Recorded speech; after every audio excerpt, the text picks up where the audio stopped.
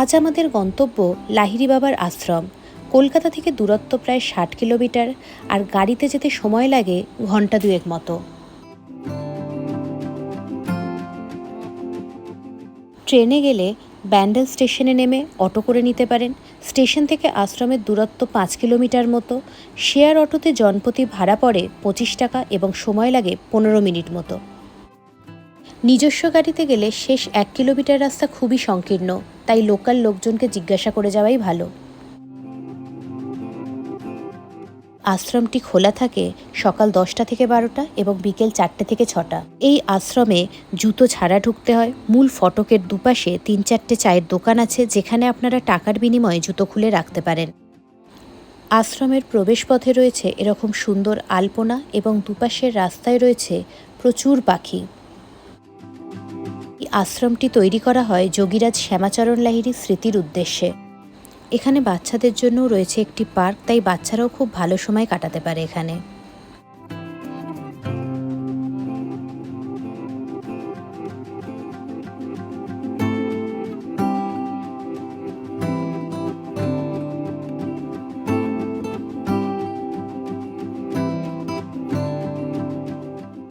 প্রবেশদ্বার থেকে মন্দির পর্যন্ত রাস্তায় রয়েছে অসংখ্য সুন্দর সুন্দর মূর্তি, যা আমাদের মনকে এবং চোখকে তৃপ্ত করে।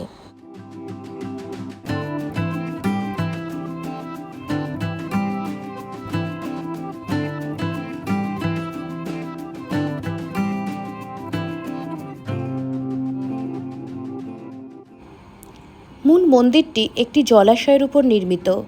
এই মন্দিরের সাদা আর সোনালি রঙের মেলবন্ধন আপনার মনকে ছুঁয়ে যাবে। এই আশ্রমে ঢোকার জন্য মেয়েদের মাথায় ঢাকা দেওয়াটা আবশ্যক, তাই আপনারা যারা শাড়ি পরেন না তারা অবশ্যই ওড়না বা চাদর ক্যারি করবেন। না হলে আশ্রমের বাইরে কয়েকটি দোকান আছে যারা ৫০ টাকার বিনিময়ে ওড়না ভাড়া দিয়ে থাকেন।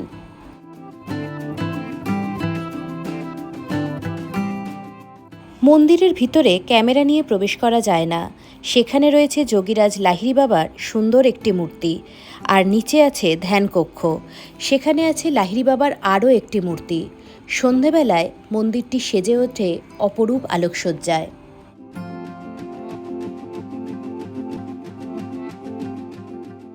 যারা এই আশ্রমটি সকালে দর্শন করবেন তারা চাইলে ভোগ খেতে পারেন এই আশ্রমে। ১০টার কিছু পর থেকে কুপন বিতরণ শুরু হয় এবং ভোগ খাওয়া চলে প্রায় ১টা পর্যন্ত। ভোগের কুপন মূল্য ৮০ টাকা। খাবার পর নিজের থালা নিজেকেই ধুতে হবে, এটাই এখানকার নিয়ম।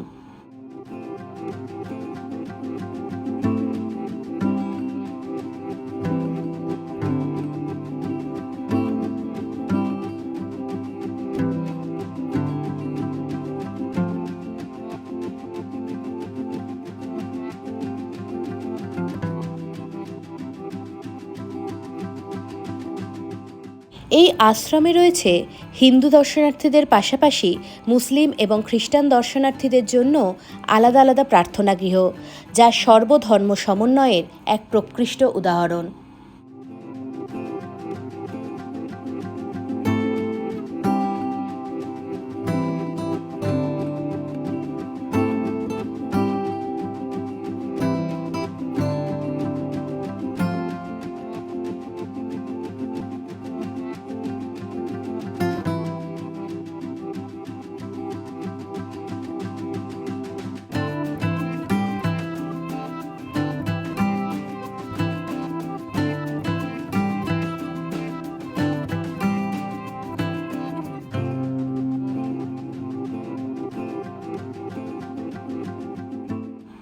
ঘোরাঘুরি শেষ করে অনেকটা ভালো লাগা মনে নিয়ে এবার বাড়ি ফেরার পালা।